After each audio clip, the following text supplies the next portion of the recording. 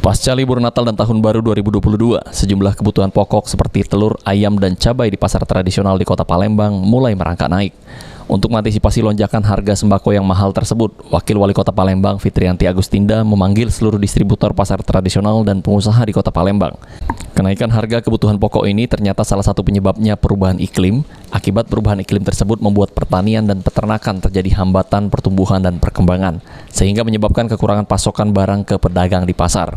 Bersama dengan Asosiasi Pengusaha Enda Sumatera Selatan, kita panggil dan juga dari Bulog juga kita undang dan juga dinas terkait. Ini semua dalam rangka karena ada beberapa informasi yang kita dapat dari masyarakat bahwa ada beberapa item kenaikan yang seiring di hari-hari besar itu biasanya terjadi. Itu sebenarnya bukan di hari menjelang Natal dan Tahun Baru, kita sama-sama tahu ya kalau sudah memasuki hari-hari besar seperti Ramadan, Idul Fitri atau hari besar yang lainnya, sudah mulailah merangkak. Selain itu, Wakil Wali Kota Palembang Fitriyanti Agustinda juga meminta seluruh distributor pasar tradisional dan dinas OPD pemerintah untuk mencari solusi menekan lonjakan harga bahan pokok. Abidin Riwanto, PAL TV.